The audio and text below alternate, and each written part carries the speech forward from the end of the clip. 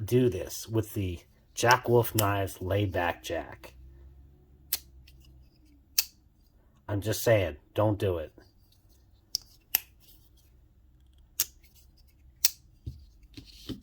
What's up, YouTubers? Today, we're going to take a look at the Jack Wolf Knives Laid Back Jack, designed by Ben Belkin himself. This modern slip joint features an excellent Wharncliffe blade, super thin at the tip. Oh my gosh, I can't even tell you how awesome. It measures 2.81 inches, that blade. It's M390 super steel. This knife weighed in at 2.2 ounces, very low weight, and it priced at $275. I don't know that any more of these are available, but they're going to be cycling through, probably based on popularity and sales to a degree. For myself, I think this blade probably has about a 7.5 pull weight, so it is one of the lighter of the Jack Wolves, which is great for, you know, smaller hands, weaker hands. Ladies, this was the easiest of the ladies in my family to open up, certainly by a fairly large mile. Most of the rest of them were 8.5 to like 9.5s. Certainly big. Let's talk a brief moment about Jack Wolf knives. Just specifically, I'm speaking about the slip joints. The design of these is fantastic. Functionally, they're all great. The build quality, fit and finish. In fact, let's bring out a couple others. This is the Vampire Jack. So it's got a coffin patterning. This was my knife of the year in 2022. This is the Midnight Jack. And actually, I'll bring out the others in just a moment for comparables. But these knives are all just, the fit and finish is literally nearly perfect, if not perfect, really. The materials is modern, titanium integrated bolsters and caps on these. These two don't have the caps, but this one does. Really, really good there. It uses super thin blade stock. Every single one of them you can see at the tip, just super ridiculous, thin behind the edge. The hollow grind is really, really good. They all come with a leather slip that is very functional. This particular slip has been in my pocket competing with keys and chapstick and flashlights for about the last 2.5 to 3 months. It's held up really well. It's been sturdy. Have to do the bend on there for this particular one, and I'll demonstrate that one why in just a moment. Speaking of the slip works really well. What I will say is, for myself, I kind of put it in with the bolster side down.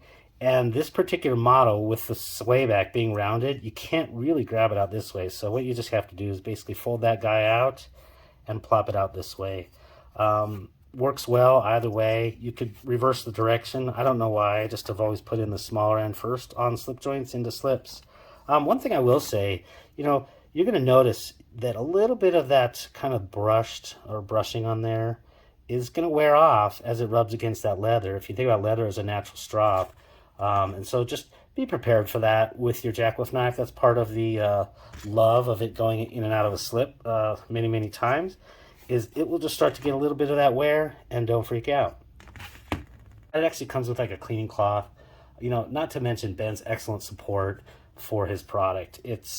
He's really second to none when it comes to that. So like I said, you can get a hold of him on Instagram if you have any problems. I've contacted him with a DM, and he said, well, you know, let me take a look, or let me think about that, you know, for the future, stuff like that. And then lastly, as you saw in the opening montage, pretty much every single one that I've had and actually carried has a nice little crispy spine back here, which actually strikes a ferro rod. And in combination with the crispy spine and the great pull weight, even with this one having the lower spring pull weight, you can still very safely get a fire going. So as kind of a, you know, outdoors knife, this works really, really well. So that is Jack Wolf knives in general, pretty much top to bottom, every single one that I've handled.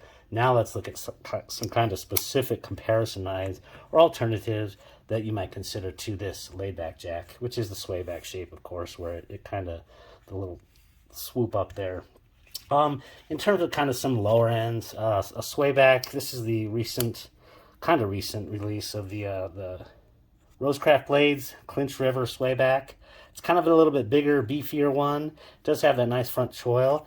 That goes for like $50, and it actually has this bourbon colored bone. So that's an option. A little bit bigger, like I said.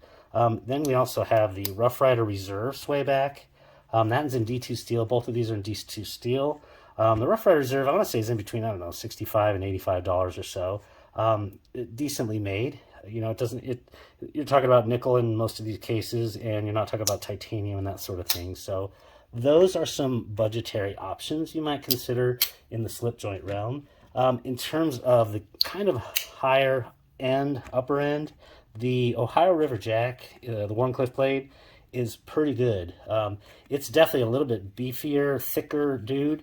If I was going to have to be beating up on it more, I might choose that one as an alternative.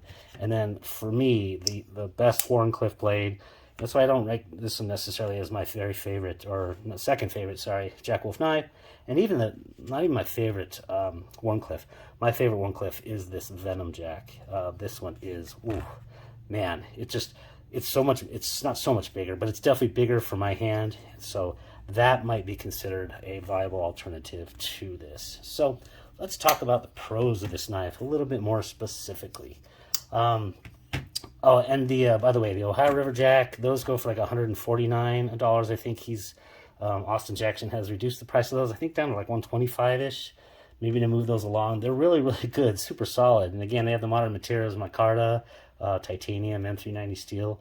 And then, of course, pretty much all the Jack Wolf knives are coming with the carbon fiber now, going for roughly around $300. So, pros of this knife, this one, really, having the lower pull weight on that spring, it is very handy and helpful for smaller hands.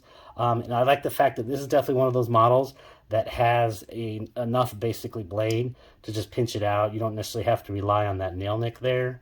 As an example of one that didn't work and my daughter cut herself on, it was just a little bit tougher on this I forgot what this one was called. It's not the Venom. I just called out the Venom. Oh, this is well, you know what? I'll flash it on the screen. This one is really, really tough. You have to have extremely strong fingers and it can slip out. So this is not one of those that you can really safely do a pinch grip open with. But this particular one you can. Again, it strikes a ferro rod really well in the open position. You could always close it with the back of the knife too. But one, I like to have my hands away from it because that magnesium in there gets really, really hot. And I kind of like to have my hand away from that, or whether you're drawing it. So, you know, that's something pretty cool. Again, you're not going to really get that very often for many pot folding knives, let alone a slip joint. And really everything else that we've talked about. And the last thing is this tip. This tip on this one is probably more favorable for getting out splinters. Shout out to Swinging Axe Snow Pirate.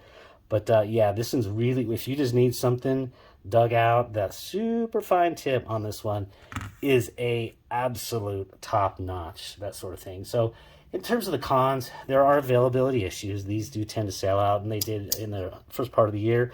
They're lasting a little bit longer now, so I think everybody's getting a good feel for them. They come with a little bit of a price to them, but I think it is completely justified based on what you're getting, the modern build on these. Super much. So, you know, I have no problem. But that availability, the fact that I think he's dropping, well, not I think, I know, at least initially right now or currently, he's dropping the micarta covers on these. This particular one does have the black micarta. Natural micarta is good too. I've seen that on the one that looks like a jalapeno pepper. Shoot, forgot the name of the javelina. So yeah, I'm kind of bummed that the micarta is going, because it's, as a functional blade, especially outdoors and kind of beating up a knife, I like it a little bit better. The carbon fibers are beautiful. Yes, I'm guilty. I have plenty of carbon fibers myself, and I do love them. I'm a sucker for it. So you talk about, you know, but I just still wish that there was the micarta option. And that's kind of, you know, that's really kind of it. You cannot find a lot of flaw in these knives. You know, what more can I say? If you're interested in a swayback and you want the very best that you can get, I have seen these on the used market. Check out the Apostle P Rob's sales. These are starting to show up as people acquire other Jack Wolves and others. You know, they're just kind of freeing up money. So you can find these. They just take a little bit of effort. And, you know, really, overall, it's not my favorite. It's not my second favorite. It is absolutely in the top 5 and maybe in the top 3 or free. You know, well, it's not free, unfortunately. So, yeah, this is, in fact, a great knife. Can't go wrong with it. I hope this was of use, if not interesting. And I appreciate the like and subscribe. Have a great day. Take care. What's up, YouTubers? Whoa.